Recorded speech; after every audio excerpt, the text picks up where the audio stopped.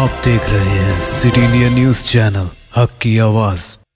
अस्सलामु अलैकुम नाजरीन, सिटी इंडिया न्यूज़ में आपका इस्तकबाल है। नाजरीन, मुल्क हिंदुस्तान इस वक्त अपनी आज़ादी के 75 साल मुकम्मल होने पर आज़ादी का अमृत महोत्सव मना रहा है और सारे मुल्क में हर घर तिरंगा की मुहिम ज़ोर शोर से चल रही है और घरों पर तिरंगा भी लहराया जा रहा है। लेकिन इस तिरंगा को लहराने के लिए कई लोगों ने कुर्बानियाँ दी हैं। वहीं उलमा ने अपनी जानों का नजराना भी पेश किया और वो उलमा ही थे जिन्होंने अपनाए वतन को ग़ुलामी से निकलने और आज़ादी के लिए जिद्दोजहद करना सिखाया, जिसकी पादाश में ईस्ट इंडिया कंपनी ने एक सेकुलर जारी किया कि जहां पर भी दाढ़ी और लांबा कुर्ते के शख्स नज़र आए उसको मारो। इस दौरान 50,000 मौलवियों को मारा गया। ईस्ट इंडिया कंपनी ने ये ऐलान किया कि जहां भी मौलवी मिले पकड़ो और मार डालो। चुनांचे मौलवी कौन है, उसकी अलामत और पहचान ये बताई गई कि जिसके मुंह पर दाढ़ी हो या लांबा कुर्ता हो। 50,000 से ज्यादा दाढ़ी कुर्ते वाले उसके बाद पूरे मुल्क में नाज़रीन, इसी तरह हम इस वक्त आपको जमीयत उलमा के सदर महमूद मदनी की एक कदीम वीडियो दिखाते हैं, जिसमें आप सुन सकते हैं कि उलमा जहां कहीं मौजूद थे अंग्रेज़ों ने उन्हें कत्ल कर दिया और उनका जनाजा पढ़ने वाला भी कोई नहीं था। ऐसे वक्त में शेखुल हिंद मौलाना हुसैन अहमद मदनी ने रेशमी रुमाल की तहरीक का आगाज़ किया और गांधी जी को महात्मा का खिताब दिलवाया और आज़ादी की लड़ाई में गांधी को लीडर के तौर पर पेश किया। दिल्ली और उसके कुर्ब जवार में जहां उलमा का गढ़ हुआ करता था, बड़े बड़े उलमा पाए जाते थे और बड़े बड़े काम होते थे, उन इलाकों में ये पोजीशन हो गई थी कि लोग अपनी मैयत को लेकर गांव गांव घूमते थे कि शायद फला गांव में 12 उलमा थे, शायद कोई वहां मिल जाए। वहां पहुंचते तो कोई नहीं।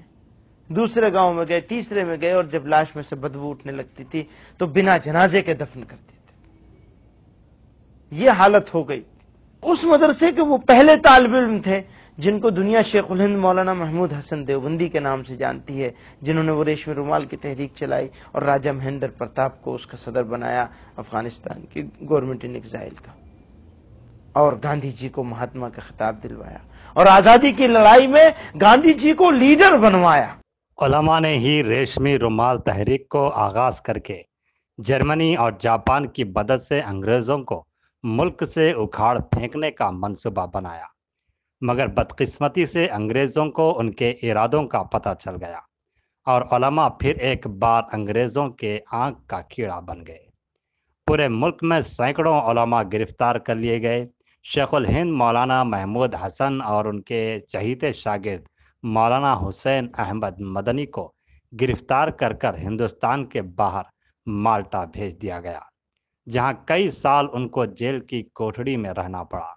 अपनी इस नाकामी के बाद उलमा ने यह बात अच्छी तरह समझ ली कि हिंसा का रास्ता इख्तियार कर वो हिंदुस्तान की ग़ुलामी को ख़त्म नहीं कर सकते। उलमा ने सन 1919 ईस्वी में जमीयत उलमा हिंद के नाम से एक नई तंजीम का आगाज़ किया और जन आंदोलन को अंग्रेज़ हुकूमत के खिलाफ अपना हथियार बनाया। पब्लिक ओपिनियन को फॉर्म करने में जमीयत का कोई मुकाबला नहीं है। जंग आज़ादी के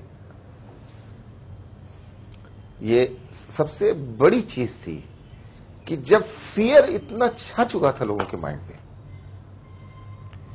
कि ब्रिटिश सरकार के खिलाफ बोलना तो दूर की बात, उनके बारे में सोचना भी लोगों ने छोड़ दिया था।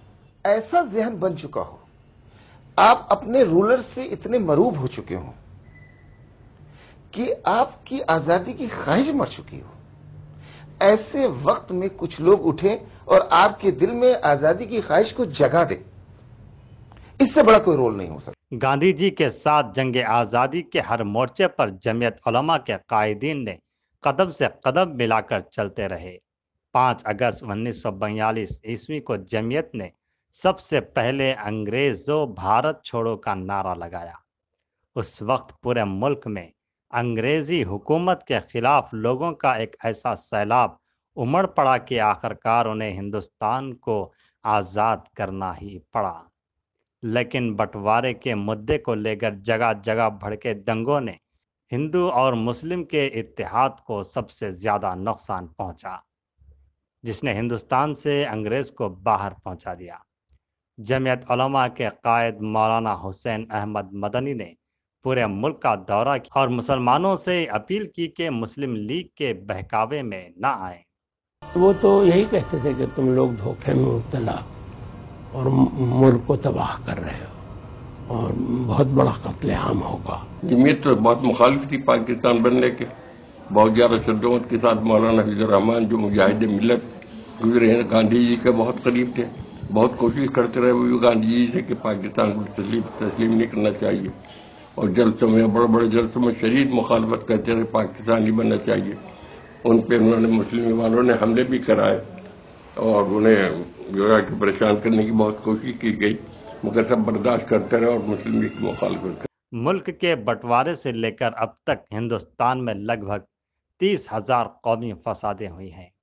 सरकारी आदाद भी इस बात के गवाह हैं कि इन सभी दंगों में मारे गए लोगों में 85% मुसलमानों की ही थी। तो नाजरीन, आज़ादी के हर लफ्ज़ में उलमा की कुर्बानियाँ पिन्हा हैं, लेकिन आज यही कौम सारे मुल्क में जुल्म का शिकार हो रही है और आज़ादी का सहरा किसी और को दिया जा रहा है। तो नाजरीन, अब दीजिए मोहम्मद अफजल को इजाज़त और जुड़े रहिए सिटी इंडिया न्यूज़ के साथ। अल्लाह हाफिज़।